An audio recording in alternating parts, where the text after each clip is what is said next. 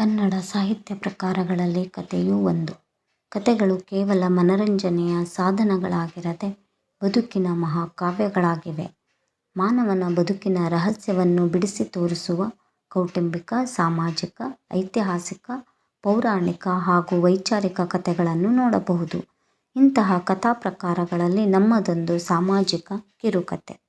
ಈ ಕಥೆಯು ಕಲ್ಪತರುನಾಡು ಎಂದು ಪ್ರಸಿದ್ಧವಾದ ನಮ್ಮ ತುಮಕೂರು ಜಿಲ್ಲೆಯ ತುಮಕೂರು ತಾಲೂಕಿನ ಕ್ಷೀರಧಾರೆ ಎಂದು ಪ್ರಸಿದ್ಧವಾದ ಮಲ್ಲಸಂದ್ರ ಗ್ರಾಮದ ಪ್ರಗತಿಯ ಸಂಚಲನಕ್ಕೆ ಹಿನ್ನೆಲೆಯಾದ ಕಥೆ. ಈ ಕಥೆಯ ಶೀರ್ಷಿಕೆಯೇ ಮಲ್ಲಸಂದ್ರದ ಮಾರ್ಗದರ್ಶಿನಿಯ ಕಥೆ. ಈ ಕಥೆಯಲ್ಲಿ ಬರುವ ಪಾತ್ರಗಳ ಪರಿಚಯ.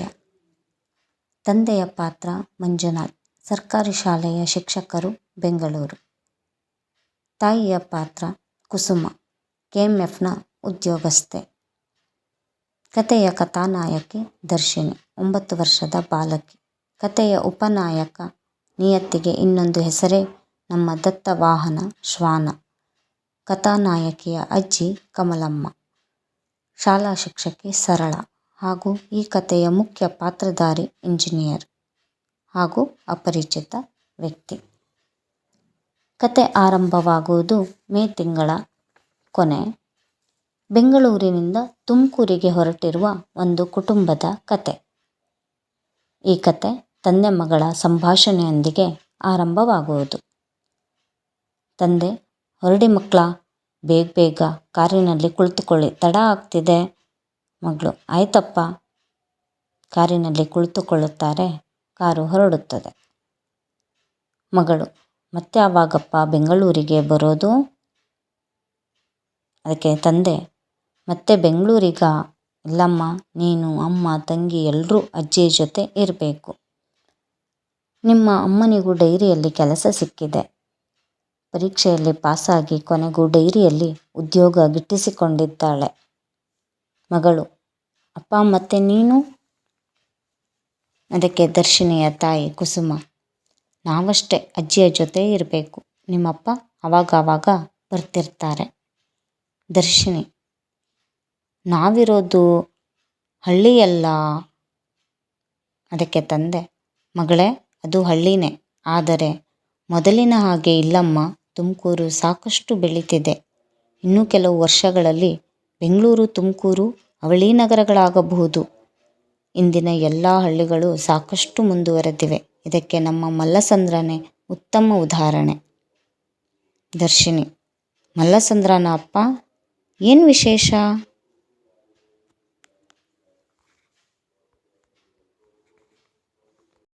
ಅದಕ್ಕೆ ತಂದೆ: ಮಗಳೇ, ಅರಿಯೂರಿನ ವೈದ್ಯನಾಥೇಶ್ವರ ದೇವಾಲಯ, KMFನ ಡೈರಿ, ಹೀಗೆ ಬಹಳಷ್ಟು ಇವೆ. ಮುಂದೆ ನಿನಗೆ ಗೊತ್ತಾಗುತ್ತದೆ. ಹೀಗೆ ಹಲವು ಸಂಭಾಷಣೆಗಳೊಂದಿಗೆ ಜಡಿಮಳೆಯಲ್ಲಿ ಅಂತೂ ಇಂತೂ ಮಲ್ಲಸಂದ್ರ ಗ್ರಾಮಕ್ಕೆ ಬಂದು ತಲುಪಿದರು. ಮಾರನೆಯ ದಿನ ಕುಸುಮ ಡ್ಯೂಟಿ ರಿಪೋರ್ಟ್ ಮಾಡಿಕೊಳ್ಳುತ್ತಾಳೆ. ಜೊತೆಗೆ ಮೇ ತಿಂಗಳಾದ್ದರಿಂದ ಮಗಳನ್ನು ಶಾಲೆಗೆ ಸೇರಿಸಬೇಕಲ್ಲ ಎಂಬ ಚಿಂತೆ.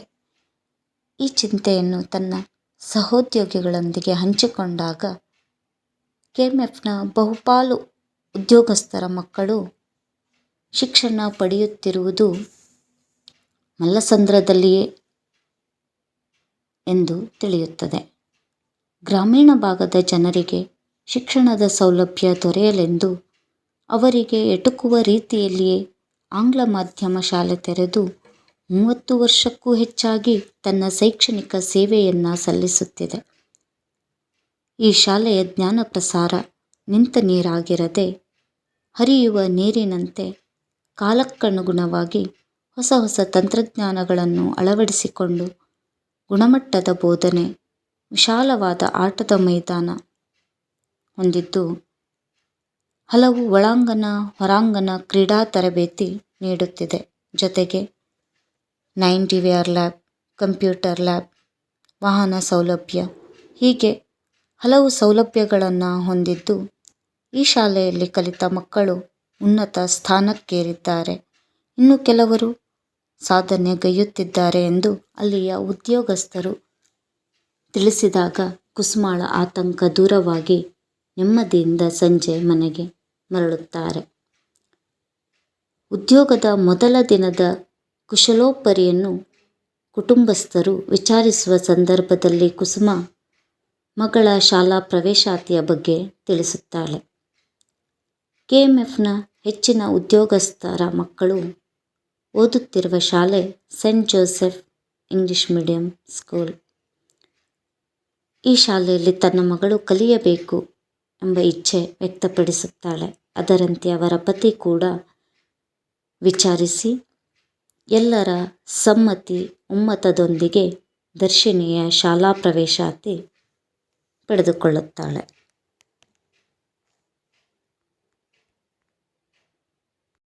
ಮರುದಿನ ದರ್ಶಿನಿ ಶಾಲೆಗೆ ಸಿದ್ಧಳಾಗುತ್ತಾಳೆ. ತಂದೆಯೊಂದಿಗೆ ಶಾಲೆಗೆ ಪ್ರವೇಶ. ದರ್ಶಿನಿ: ಅಪ್ಪ, ಇದೇನ ನನ್ನ ಶಾಲೆ? ಭಯ ಆಗ್ತಿದೆ. ಅದಕ್ಕೆ ತಂದೆ: ಮಗಳೇ, ಭಯ ಪಡಬೇಡ. ನೋಡು, ನಿನ್ನ ಶಾಲೆ ಎಷ್ಟು ಚೆನ್ನಾಗಿದೆ. ಎಷ್ಟು ದೊಡ್ಡ ಪ್ಲೇಗ್ರೌಂಡ್, ಮರಗಿಡಗಳು, ಕುಳಿತುಕೊಳ್ಳಲು ಆಸನಗಳು, ಎಂಥ ವ್ಯವಸ್ಥೆ. ಈ ವ್ಯವಸ್ಥೆ ಸಿಟಿಗಳಲ್ಲೂ ಕೂಡ ಇಲ್ಲಮ್ಮ. ಎಷ್ಟು ಚೆನ್ನಾಗಿದೆ ನಿನ್ನ ಶಾಲೆ ಅಂಜುತ್ತಾ ಬಂದ ದರ್ಶಿನಿಯನ್ನು 3ನೇ ತರಗತಿಗೆ ಕಳಿಸಲಾಯಿತು. ಸಂಜೆಯಷ್ಟೊತ್ತಿಗೆ ಸಂತೋಷದಿಂದ ಹೊರಬಂದ ಮಗಳನ್ನು ನೋಡಿ ತಂದೆ ನಿಟ್ಟುಸಿರು ಬಿಟ್ಟು ಮುಗುಳು ನಗೆ ಬೀರಿದರು.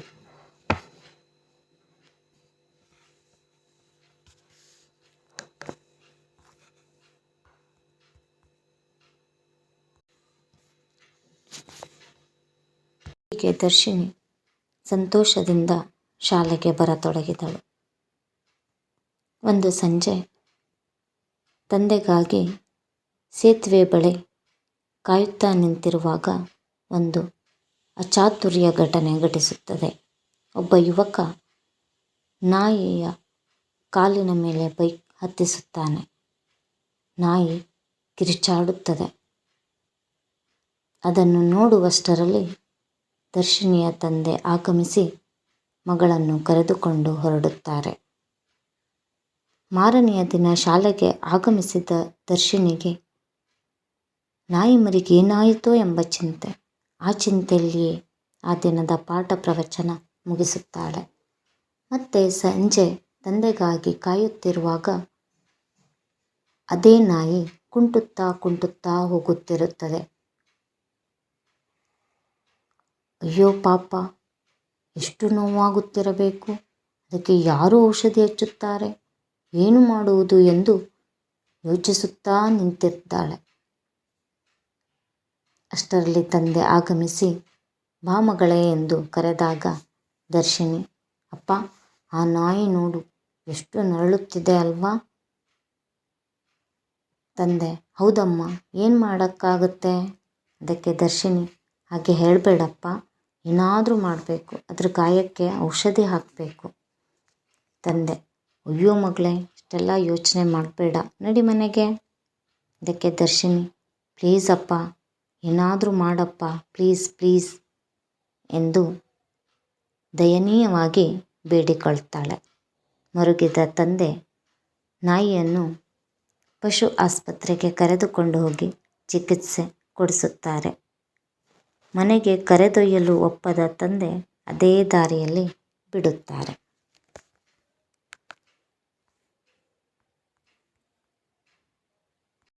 ಮರುದಿನ ಶಾಲೆಗೆ ಬಂದ ದರ್ಶಿನಿ ಸಂಜೆ ಕುತೂಹಲದಿಂದ ನಾಯಿಯನ್ನು ಹತ್ತಿರದಿಂದ ಪರೀಕ್ಷಿಸಿ ನೋಡಿ, ನಿನಗೆ ನೋವು ಕಡಿಮೆ ಆಯಿತಾ?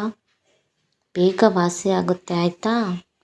ಬೇಜಾರು ಮಾಡ್ಕೋಬೇಡ, ನಾನು ನಿನಗಾಗಿ ಬಿಸ್ಕೆಟ್ ತಂದಿದ್ದೇನೆ, ತಿನ್ನು ಮರಿ ಎಂದು ಪ್ರೀತಿಯಿಂದ ತಿನ್ನಿಸುತ್ತಾ ಆಟವಾಡುತ್ತಿದ್ದಾಳೆ. ಅದೇ ಸಮಯಕ್ಕೆ ಆಗಮಿಸಿದ ತಂದೆ ಮಗಳನ್ನು ಗದರಿ ಕರೆದುಕೊಂಡು ಹೋಗುತ್ತಾರೆ. ಹೀಗೆ ತಂದೆಯ ಕಣ್ತಪ್ಪಿಸಿ ಕೆಲ ದಿನ ದರ್ಶಿನಿ ನಾಯಿಯ ಜೊತೆ ಸಲುಗೆ ಬೆಳೆಸಿಕೊಳ್ಳುತ್ತಾಳೆ. ಇತ್ತ ನಾಯಿಯು ಕೂಡ ದರ್ಶಿನಿಯನ್ನು ನೋಡದೆ ಎಲ್ಲಿಯೂ ಹೋಗುವುದಿಲ್ಲ. ಶಾಲೆಯ ಗೇಟ್ ಬಳಿ ಕಾಯುತ್ತಿರುತ್ತದೆ. ಹೀಗೆ ಇಬ್ಬರಲ್ಲಿ ಆತ್ಮೀಯ ಬೆಸುಗೆ ಗಾಢವಾಗಿ ಆರಂಭವಾಗುತ್ತದೆ. ಆದರೆ ಈ ಬಾಂಧವ್ಯ ಹೀಗೆ ಇರುವುದೇ?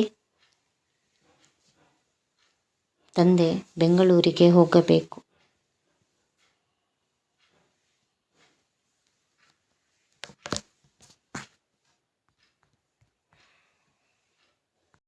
ಮರುದಿನ ಶಾಲೆಗೆ ಬಂದ ದರ್ಶಿನಿ ಸಂಜೆ ಕುತೂಹಲದಿಂದ ನಾಯಿಯನ್ನು ಹತ್ತಿರದಿಂದ ಪರೀಕ್ಷಿಸಿ ನೋಡಿ, ನಿನಗೆ ನೋವು ಕಡಿಮೆ ಆಯಿತಾ? ಬೇಗ ವಾಸಿಯಾಗುತ್ತೆ ಆಯಿತಾ? ಬೇಜಾರು ಮಾಡ್ಕೋಬೇಡ, ನಾನು ನಿನಗಾಗಿ ಬಿಸ್ಕೆಟ್ ತಂದಿದ್ದೇನೆ, ತಿನ್ನು ಮರಿ ಎಂದು ಪ್ರೀತಿಯಿಂದ ತಿನ್ನಿಸುತ್ತಾ ಆಟವಾಡುತ್ತಿದ್ದಾಳೆ. ಅದೇ ಸಮಯಕ್ಕೆ ಆಗಮಿಸಿದ ತಂದೆ ಮಗಳನ್ನು ಗದರಿ ಕರೆದುಕೊಂಡು ಹೋಗುತ್ತಾರೆ.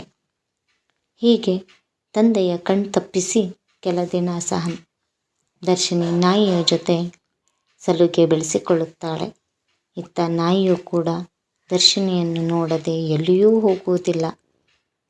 ಶಾಲೆಯ ಗೇಟ್ ಬಳಿ ಕಾಯುತ್ತಿರುತ್ತದೆ. ಹೀಗೆ ಇಬ್ಬರಲ್ಲಿ ಆತ್ಮೀಯ ಬೆಸುಗೆ ಗಾಢವಾಗಿ ಆರಂಭವಾಗುತ್ತದೆ. ಆದರೆ ಈ ಬಾಂಧವ್ಯ ಹೀಗೆ ಇರುವುದೇ? ತಂದೆ ಬೆಂಗಳೂರಿಗೆ ಹೋಗಬೇಕು.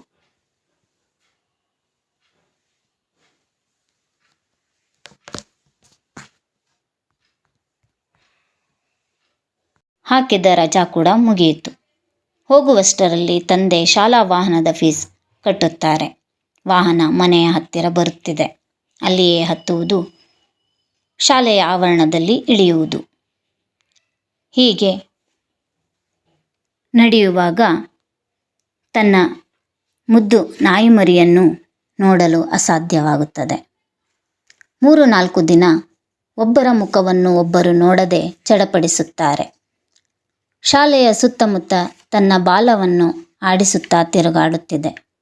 ಅದಕ್ಕಾಗಿ ತರುತ್ತಿದ್ದ ತಿಂಡಿಗಳು ಅವಳ ಬ್ಯಾಗಿನಲ್ಲಿಯೇ ಉಳಿಯುತ್ತಿದೆ ಎಂದು ಇತ್ತ ದರ್ಶಿನಿ ಕೂಡ ಮರುಗುತ್ತಿದ್ದಾಳೆ. ಲವಲವಿಕೆಯಿಂದ ಇರುವ ದರ್ಶಿನಿ ಮೌನಕ್ಕೆ ಶರಣಾಗಿದ್ದಾಳೆ. ಮೇಲ್ನೋಟಕ್ಕೆ ಸಂತೋಷದಿಂದ ಇರುವಂತೆ ಕಂಡರೂ ಅವಳಲ್ಲಿ ಚಿಂತೆ ಮನೆ ಮಾಡಿದೆ. ಅವಳಲ್ಲಿ ಬದಲಾವಣೆ ಗಮನಿಸಿದ ಅವಳ ಅಜ್ಜಿ ಅವಳ ತಾಯಿಗೆ ತಿಳಿಸುತ್ತಾಳೆ. ಅಜ್ಜಿ, ನೋಡು ಕುಸುಮ, ನೀನು ಮಗಳ ಕಡೆ ಗಮನಿಸುತ್ತಿಲ್ಲ, ಅವಳು ಏನೂ ಹೋಮ್ವರ್ಕ್ ಮಾಡ್ತಿಲ್ವಂತೆ. ಅದಕ್ಕೆ ಕುಸುಮ, ಹೌದಾ, ನೀವು ನೋಡ್ತಿದ್ದೀರಾ? ಅದಕ್ಕೆ ಅಜ್ಜಿ, ನನಗೇನು ಓದಕ್ಕೆ ಬರೆಯೋಕ್ಕೆ ಬರುತ್ತಾ? ಕುಸುಮ, ಮತ್ತೆ? ಅದಕ್ಕೆ ಅಜ್ಜಿ, ಅವಳ ಶಾಲೆಯಿಂದ ಟೀಚರ್ ಫೋನ್ ಮಾಡಿ ಹೇಳಿದ್ದಾರೆ. ಕುಸುಮ, ಹೌದಾ ದರ್ಶಿನಿ, ನಿಜಾನಾ? ದರ್ಶಿನಿ ಏನು ಹೇಳಬೇಕು ಎಂದು ಗೊತ್ತಾಗದೆ ಕಣ್ಣಂಚಿನಲ್ಲಿ ನೀರು ತುಂಬಿ ಮೌನವಾಗಿದ್ದಾಳೆ. ಅಂದಿನಿಂದ ಇತ್ತ ಶಿಕ್ಷಕರು, ಅತ್ತ ತಾಯಿ ಎಲ್ಲರೂ ಅವಳ ಓದು ಬರಹ ಗಮನಿಸುತ್ತಿದ್ದಾರೆ. ಮತ್ತೆ ದರ್ಶಿನಿ ಆಟಪಾಠಗಳಲ್ಲಿ ತೊಡಗಿ ನಿಧಾನವಾಗಿ ಚಿಂತೆಯ ಚಿಂತನದಿಂದ ಹೊರಬರುತ್ತಾಳೆ. ಆಸಕ್ತಿಯಿಂದ ಶಾಲೆಯಲ್ಲಿ ನಡೆಯುವ ಕ್ರೀಡೆ, ಸಾಂಸ್ಕೃತಿಕ ಚಟುವಟಿಕೆಗಳಲ್ಲಿ ಭಾಗವಹಿಸುತ್ತಾಳೆ. ಆದರೆ ಏನೆಲ್ಲ ಜೀವನೋತ್ಸಾಹವಿದ್ದರೂ ಅವಳ ನೆನಪಿನಂಗಳದಲ್ಲಿ ಮಿಂಚಿನಂತೆ ಮಿಂಚಿ ಮರೆಯಾದ ಅವಳ ಮುದ್ದು ನಾಯಿ ಮರಿಯನ್ನು ಅವಳು ಮರೆಯುವಳೆ ಅಥವಾ ಮರೆಯುತ್ತಾಳಾ?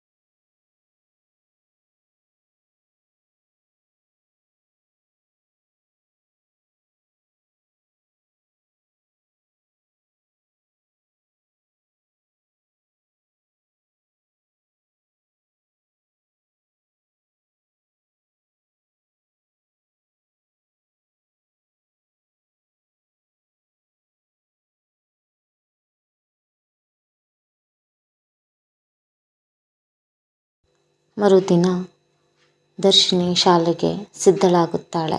ತಂದೆಯೊಂದಿಗೆ ಶಾಲೆಗೆ ಪ್ರವೇಶ. ದರ್ಶಿನಿ: ಅಪ್ಪ, ಇದೇನ ನನ್ನ ಶಾಲೆ? ಭಯ ಆಗ್ತಿದೆ. ಅದಕ್ಕೆ ತಂದೆ: ಮಗಳೇ, ಭಯ ಪಡಬೇಡ. ನೋಡು, ನಿನ್ನ ಶಾಲೆ ಎಷ್ಟು ಚೆನ್ನಾಗಿದೆ. ಎಷ್ಟು ದೊಡ್ಡ ಪ್ಲೇಗ್ರೌಂಡ್, ಮರಗಿಡಗಳು, ಕುಳಿತುಕೊಳ್ಳಲು ಆಸನಗಳು, ಎಂಥ ವ್ಯವಸ್ಥೆ. ಈ ವ್ಯವಸ್ಥೆ ಸಿಟಿಗಳಲ್ಲೂ ಕೂಡ ಇಲ್ಲಮ್ಮ. ಎಷ್ಟು ಚೆನ್ನಾಗಿದೆ ನಿನ್ನ ಶಾಲೆ. ಅಂಜುತ್ತಾ ಬಂದ ದರ್ಶಿನಿಯನ್ನು 3ನೆಯ ತರಗತಿಗೆ ಕಳಿಸಲಾಯಿತು. ಸಂಜೆಯಷ್ಟೊತ್ತಿಗೆ ಸಂತೋಷದಿಂದ ಹೊರಬಂದ ಮಗಳನ್ನು ನೋಡಿ ತಂದೆ ನಿಟ್ಟುಸಿರು ಬಿಟ್ಟು ಮುಗುಳು ನಗೆ ಬೀರಿದರು.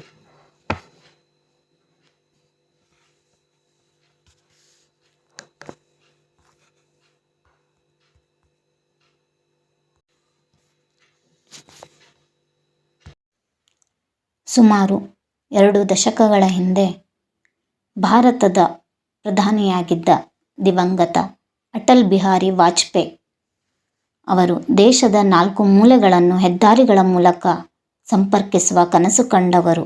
ಅದೇ ಸುವರ್ಣ ಚತುಷ್ಪಥ. ದೆಹಲಿ, ಮುಂಬೈ, ಚೆನ್ನೈ ಮತ್ತು ಕೋಲ್ಕತ್ತಾದಂತಹ ಭಾರತದ 4 ಪ್ರಮುಖ ನಗರಗಳನ್ನು ಸಂಪರ್ಕಿಸುವ ದೊಡ್ಡ ಹೆದ್ದಾರಿ ಜಾಲವಾಗಿದೆ. ಇದರ ಒಟ್ಟಾರೆ ಉದ್ದ 5846 ಕಿಲೋಮೀಟರ್. ಇದರ ಉದ್ದೇಶ ದೇಶದ ಪ್ರಮುಖ ನಗರಗಳನ್ನು ಸಂಪರ್ಕಿಸುವುದು. 13 ರಾಜ್ಯಗಳ ಮೂಲಕ ಇದು ಹಾದು ಹೋಗುತ್ತದೆ. ದಿವಂಗತ ಅಟಲ್ ಬಿಹಾರಿ ವಾಜಪೇಯಿ ಅವರ ಕನಸು ನನಸಾಗುತ್ತಿದೆ ಎಂದು ಇಂಜಿನಿಯರ್ ಉತ್ತರಿಸುತ್ತಾರೆ. ಅದಕ್ಕೆ ದರ್ಶಿನಿ: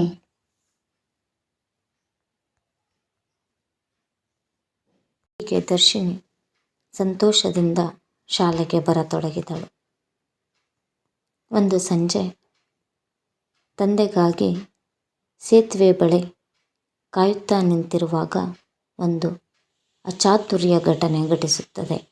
ಒಬ್ಬ ಯುವಕ ನಾಯಿಯ ಕಾಲಿನ ಮೇಲೆ ಬೈಕ್ ಹತ್ತಿಸುತ್ತಾನೆ.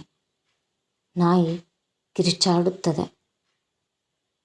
ಅದನ್ನು ನೋಡುವಷ್ಟರಲ್ಲಿ ದರ್ಶಿನಿಯ ತಂದೆ ಆಗಮಿಸಿ ಮಗಳನ್ನು ಕರೆದುಕೊಂಡು ಹೊರಡುತ್ತಾರೆ. ಮಾರನೆಯ ದಿನ ಶಾಲೆಗೆ ಆಗಮಿಸಿದ ದರ್ಶಿನಿಗೆ ನಾಯಿ ಮರಿಗೆ ಏನಾಯಿತೋ ಎಂಬ ಚಿಂತೆ. ಆ ಚಿಂತೆಯಲ್ಲಿಯೇ ಆ ದಿನದ ಪಾಠ ಪ್ರವಚನ ಮುಗಿಸುತ್ತಾಳೆ. ಮತ್ತೆ ಸಂಜೆ ತಂದೆಗಾಗಿ ಕಾಯುತ್ತಿರುವಾಗ ಅದೇ ನಾಯಿ ಕುಂಟುತ್ತಾ ಹೋಗುತ್ತಿರುತ್ತದೆ. ಅಯ್ಯೋ ಪಾಪ, ಎಷ್ಟು ನೋವಾಗುತ್ತಿರಬೇಕು. ಅದಕ್ಕೆ ಯಾರು ಔಷಧಿ ಹಚ್ಚುತ್ತಾರೆ, ಏನು ಮಾಡುವುದು ಎಂದು ಯೋಚಿಸುತ್ತಾ ನಿಂತಿದ್ದಾಳೆ. ಅಷ್ಟರಲ್ಲಿ ತಂದೆ ಆಗಮಿಸಿ ಬಾ ಮಗಳೇ ಎಂದು ಕರೆದಾಗ ದರ್ಶಿನಿ: ಅಪ್ಪ, ಆ ನಾಯಿ ನೋಡು, ಎಷ್ಟು ನರಳುತ್ತಿದೆ ಅಲ್ವಾ? ತಂದೆ: ಹೌದಮ್ಮ, ಏನು ಮಾಡೋಕ್ಕಾಗುತ್ತೆ? ಅದಕ್ಕೆ ದರ್ಶಿನಿ: ಹಾಗೆ ಹೇಳಬೇಡಪ್ಪ, ಏನಾದರೂ ಮಾಡಬೇಕು. ಅದ್ರ ಗಾಯಕ್ಕೆ ಔಷಧಿ ಹಾಕಬೇಕು. ತಂದೆ: ಅಯ್ಯೋ ಮಗಳೇ, ಇಷ್ಟೆಲ್ಲ ಯೋಚನೆ ಮಾಡಬೇಡ, ನಡಿ ಮನೆಗೆ. ಅದಕ್ಕೆ ದರ್ಶಿನಿ: ಪ್ಲೀಸ್ ಅಪ್ಪ, ಏನಾದರೂ ಮಾಡಪ್ಪ, ಪ್ಲೀಸ್ ಎಂದು ದಯನೀಯವಾಗಿ ಬೇಡಿಕೊಳ್ತಾಳೆ. ಮರುಗಿದ ತಂದೆ ನಾಯಿಯನ್ನು ಪಶು ಆಸ್ಪತ್ರೆಗೆ ಕರೆದುಕೊಂಡು ಹೋಗಿ ಚಿಕಿತ್ಸೆ ಕೊಡಿಸುತ್ತಾರೆ. ಮನೆಗೆ ಕರೆದೊಯ್ಯಲು ಒಪ್ಪದ ತಂದೆ ಅದೇ ದಾರಿಯಲ್ಲಿ ಬಿಡುತ್ತಾರೆ.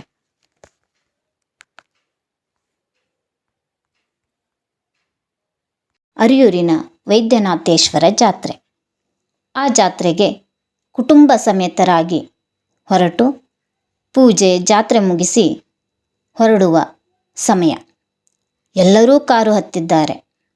ಕೊನೆಯದಾಗಿ ದರ್ಶಿನಿ ಕಾರು ಹತ್ತುವಾಗ ಅವಳನ್ನು ದೂರದಿಂದ ಗಮನಿಸಿದ ಅವಳ ಮುದ್ದು ನಾಯಿ ಮರಿ ಪಕ್ಕದಲ್ಲಿದ್ದ ವ್ಯಕ್ತಿಯನ್ನು ಬಿಟ್ಟು ಓಡಲು ಪ್ರಾರಂಭಿಸುತ್ತದೆ. ಆ ವ್ಯಕ್ತಿಯು ಅದನ್ನೇ ಹಿಂಬಾಲಿಸುತ್ತಾನೆ. ಕಾರಿನ ಹತ್ತಿರ ಹೋಗುವಷ್ಟರಲ್ಲಿ ಕಾರು ಚಲಿಸುತ್ತದೆ. ಅಷ್ಟೇ ವೇಗದಲ್ಲಿ ಓಡುತ್ತಿದೆ. ಕನ್ನಡಿಯಿಂದ ಗಮನಿಸಿದ ಅವಳ ತಂದೆ, ಅಯ್ಯೋ, ಯಾರೋ ನಮ್ಮನ್ನು ಹಿಂಬಾಲಿಸುತ್ತಿದ್ದಾರೆ ಎಂದು ನಗುತ್ತಾ ಹೇಳುತ್ತಾರೆ. ಯಾರೆಂದು ಎಲ್ಲರೂ ತಿರುಗಿ ನೋಡಿದಾಗ ಬಿದ್ದು ಬಿದ್ದು ನಗುತ್ತಾರೆ. ತಿರುಗಿ ನೋಡದ ದರ್ಶಿನಿ ಈಗ ತಿರುಗಿದ್ದಾಳೆ. ಆಶ್ಚರ್ಯ ಆನಂದದಿಂದ ಅಪ್ಪ ಅಪ್ಪ ನಿಲ್ಲಿಸು ಪ್ಲೀಸ್ ಎಂದು ಅರಚುತ್ತಾಳೆ. ಅವಳ ಅರಚಾಟದ ಅಬ್ಬರಕ್ಕೆ ಕಾರು ನಿಲ್ಲುತ್ತದೆ. ಬಾಗಿಲು ತೆರೆದು ದರ್ಶಿನಿ ನಿಲ್ಲುವಷ್ಟರಲ್ಲಿ ಅವಳ ಮುದ್ದು ನಾಯಿಮರಿ ಹತ್ತಿರ ಬಂದು ಒಂದೇ ಸಮನೆ ಬೊಗಳುತ್ತದೆ. ಉಳಿದವರಿಗೆ ಅದು ಬೊಗಳಿಕೆ, ಆದರೆ ದರ್ಶಿನಿಗೆ ಅದರ ಮನಸ್ಸಿನ ಒಂದೊಂದು ಭಾವನೆಯು ಮಾತಾಗಿ ಕೇಳುತ್ತಿದೆ. ಮೌನದಿಂದ, ಕಣ್ಣೀರಿನಿಂದ ಬಿಕ್ಕಿ ಬಿಕ್ಕಿ ಉತ್ತರಿಸುತ್ತಿದ್ದಾಳೆ. ಇಬ್ಬರ ಬಾಂಧವ್ಯ ಅರಿತ ತಂದೆ ಹಾಗೂ ಓಡಿ ಬಂದ ಅಪರಿಚಿತ ವ್ಯಕ್ತಿ ಮಾತಾಡಿಕೊಳ್ಳುತ್ತಾರೆ. ಆ ಅಪರಿಚಿತ ವ್ಯಕ್ತಿ, ಇದು ನಿಮ್ಮದೇ ಎಂದು ಕೇಳುತ್ತಾರೆ. ಅದಕ್ಕೆ ದರ್ಶಿನಿಯ ತಂದೆ, ಇಲ್ಲ. ಆ ಅಪರಿಚಿತ ವ್ಯಕ್ತಿ, ನಿಮ್ಮ ಮಗಳು ಇಷ್ಟೊಂದು ಹಚ್ಕೊಂಡಿದ್ದಾಳೆ? ಅದಕ್ಕೆ ದರ್ಶಿನಿಯ ತಂದೆ, ಕೆಲವು ತಿಂಗಳ ಹಿಂದೆ ಅದಕ್ಕೆ ಗಾಯವಾದಾಗ ನನ್ನ ಮಗಳು ಉಪಚರಿಸಿದಳು, ಅದಕ್ಕೆ ಸಲುಗೆ. ಈ ನಾಯಿಗೂ ಎಷ್ಟು ನಿಯತ್ತು ಎಂದು ಉತ್ತರಿಸುತ್ತಾರೆ.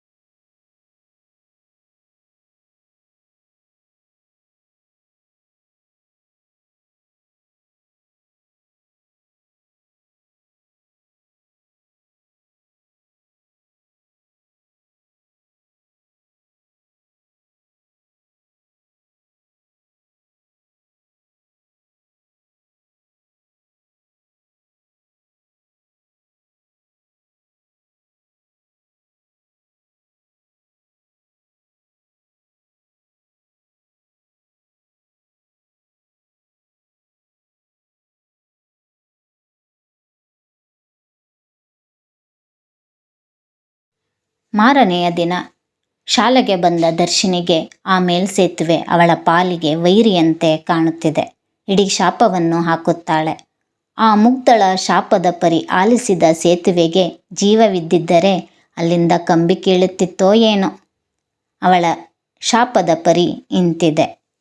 ದರ್ಶಿನಿ, ಹೇ ಬ್ರಿಡ್ಜ್, ಯಾರು ನಿನ್ನನ್ನು ಇಲ್ಲಿ ಕಟ್ಟುತ್ತಿದ್ದಾರೆ? ಯಾಕೆ ನಿನ್ನನ್ನು ಕಟ್ಟಬೇಕು? ಅದು ಇಲ್ಲೇ ಯಾಕೆ ಕಟ್ಟಬೇಕು? ನಿನ್ನಿಂದ ಏನು ಉಪಕಾರ? ನಿನ್ನಿಂದ ನಾನು, ನನ್ನ ಮುದ್ದು ನಾಯಿ ಮರಿ ಬೇರೆ ಬೇರೆ ಆದ್ವಿ. ಎಷ್ಟು ದುಃಖ ಆಯಿತು ಗೊತ್ತಾ? ನನ್ನ ಹಾಗೆ ಎಷ್ಟೋ ಜನರಿಗೆ ತೊಂದರೆ ಆಗಿರಬೇಕು, ಆಶ್ರಯ ಕಳ್ಕೊಂಡಿರಬೇಕು. ದೇವ್ರೆ, ಇದು ಬೇಗ ಹಾಳಾಗಿ ಹೋಗಲಿ ಎಂದು ಬೇಡಿಕೊಳ್ಳುವ ಸಂದರ್ಭದಲ್ಲಿ ಇಂಜಿನಿಯರ್ ಆಗಮನ. ಇದನ್ನೆಲ್ಲ ಆಲಿಸಿದ ಅವರು, ಹಾಗೇನಾದರೂ ಆದರೆ ನನ್ನ ಶ್ರಮ ವ್ಯರ್ಥ ಎಂದು ಮನಸ್ಸಿನಲ್ಲಿ ಅಂದುಕೊಳ್ಳುತ್ತಾ ಮುಗುಳ್ನಗೆಯಿಂದ ದರ್ಶಿನಿಯ ಹತ್ತಿರ ಬಂದು, ನನಗೆಲ್ಲ ಗೊತ್ತಾಯ್ತಮ್ಮ. ನಿನಗೆ ನಿನ್ನ ಮುದ್ದು ನಾಯಿ ಮರಿಯನ್ನು ಕೊಡುತ್ತೇನೆ. ಆದರೆ ನೀನು ಹಾಕಿದ ಶಾಪವನ್ನು ಹಿಂದಕ್ಕೆ ತೆಗೆದುಕೊಳ್ಬೇಕು, ಆಯಿತಾ? ಅದಕ್ಕೆ ದರ್ಶಿನಿ, ಯಾಕೆ ಅಂಕಲ್, ನಾನು ಹೇಳಿದ್ದೆಲ್ಲ ಸರಿ ಇಲ್ವಾ? ಅದಕ್ಕೆ ಇಂಜಿನಿಯರ್, ಇಲ್ಲಮ್ಮ, ಸರಿ ಇಲ್ಲ. ನೀನು ಹೇಳಿದ ಹಾಗೆ ಸಾಕಷ್ಟು ಜನಸಾಮಾನ್ಯರಿಗೆ, ವ್ಯಾಪಾರಿಗಳಿಗೆ ತೊಂದರೆ ಆಗಿರಬಹುದು, ಒಪ್ಕೊಳ್ತೇನೆ. ಆದರೆ ಇದರಿಂದ ಹೆಚ್ಚಿನ ಲಾಭನೇ ಇದೆ. ಅದಕ್ಕೆ ದರ್ಶಿನಿ, ಹೇಗೆ ಅಂಕಲ್? ಉತ್ತರಿಸಿದ ಇಂಜಿನಿಯರ್, ಉತ್ತಮ ರಸ್ತೆ, ಸೇತುವೆ, ಮೇಲ್ಸೇತುವೆಗಳು ದೇಶದ ಆರ್ಥಿಕ ವೇಗವನ್ನು ಹೆಚ್ಚಿಸುತ್ತವೆ. ರಸ್ತೆಗಳು ದೇಶದ ರಕ್ತನಾಳಗಳು ಮತ್ತು ಅಪಧಮನಿಗಳಾಗಿವೆ. ಇದರಿಂದ ಅಭಿವೃದ್ಧಿಯ ವೇಗ ಹೆಚ್ಚಿ ಸಮೃದ್ಧಿಯಿಂದ ರಾಷ್ಟ್ರದ ದೂರದ ಮೂಲೆಗಳನ್ನು ತಲುಪಬಹುದು ಎಂದು ನಮ್ಮ ದೇಶದ ಪ್ರಧಾನಮಂತ್ರಿ ನರೇಂದ್ರ ಮೋದಿಯವರು ಹೇಳಿದ್ದಾರೆ ಗೊತ್ತಾ ಎಂದು ಉತ್ತರಿಸುತ್ತಾರೆ. ಅದಕ್ಕೆ ದರ್ಶಿನಿ, ಹೌದಾ ಅಂಕಲ್? ಇಂಜಿನಿಯರ್, ಹೌದಮ್ಮ.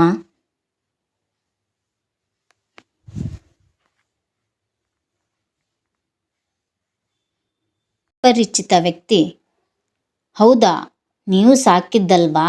ಹಾಗಾದರೆ ನಾನೇ ಸಾಕಿಕೊಳ್ತೇನೆ, ನನ್ನ ಜೊತೆ ಇರಲಿ. ಇದನ್ನು ಕೇಳಿಸಿಕೊಂಡ ದರ್ಶಿನಿ ಸಿಡಿದೆದ್ದಳು.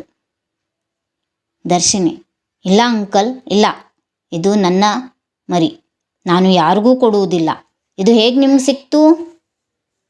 ಅದಕ್ಕೆ ಅಪರಿಚಿತ ವ್ಯಕ್ತಿ, ಪುಟ್ಟಿ, ಇದು ನಮ್ಮ ಇಂಜಿನಿಯರ್ಗೆ ಸಿಕ್ಕಿದ್ದು. ಅವರು ನನಗೆ ತಂದು ಕೊಟ್ಟರು, ನಾನು ಸಾಕಿದ್ದೇನೆ. ಇದು ಅವರ ಸ್ವತ್ತು, ನಾನು ವಾಪಸ್ ಕೊಡಬೇಕು. ಅದಕ್ಕೆ ದರ್ಶಿನಿ, ಯಾರು ಇಂಜಿನಿಯರ್? ಅವ್ರಿಗೆ ಹೇಗೆ ಸಿಕ್ತು? ನಾನು ಎಷ್ಟು ದಿನ ಹುಡುಕಿದ್ದೇನೆ ಗೊತ್ತಾ? ಅದಕ್ಕೆ ಅಪರಿಚಿತ ವ್ಯಕ್ತಿ, ಹೌದಾ ಮಗು, ಇಂಜಿನಿಯರ್ನ ತೋರಿಸ್ತೇನೆ, ನೀನೇ ಅವರನ್ನು ಕೇಳಿ ತಿಳ್ಕೊ. ಅದಕ್ಕೆ ದರ್ಶಿನಿ, ಅವರು ಎಲ್ಲಿ ಸಿಗ್ತಾರೆ? ಅಪರಿಚಿತ ವ್ಯಕ್ತಿ, ಮಲ್ಸಂದ್ರದ ಮೇಲ್ಸೇತುವೆ ನಿರ್ಮಾಣ ಕಾಮಗಾರಿ ನಡೆಯುತ್ತಿದೆ ಅಲ್ಲ, ಅಲ್ಲಿ ಬಂದರೆ ಸಿಗ್ತಾರೆ. ಅವರ ಹತ್ರ ಬಂದು ಕೇಳಿ ತೆಗೆದುಕೊಂಡು ಹೋಗು. ಹಾಗೆ ನಾನೇ ಕೊಟ್ಟರೆ ಕೆಲಸ ಕಳ್ಕೋಬೇಕು. ನಾನು ಕೊಡಲ್ಲ ಅಮ್ಮ, ಇದು ಅವರು ಮತ್ತೆ ನನಗೆ ತಿರುಗಿ ವಾಪಸ್ ಕೊಡೋಕ್ಕೆ ಹೇಳಿದ್ದಾರೆ. ಅದಕ್ಕೆ ನಾನು ಕೊಡಲ್ಲ, ನೀನೇ ಬಂದು ಕೇಳಿ ತೆಗೆದುಕೊಂಡು ಹೋಗು. ಹೀಗೆ 10 ನಿಮಿಷ ಮಾತುಕತೆಯ ನಂತರ ಎಲ್ಲರೂ ಹೊರಡುತ್ತಾರೆ.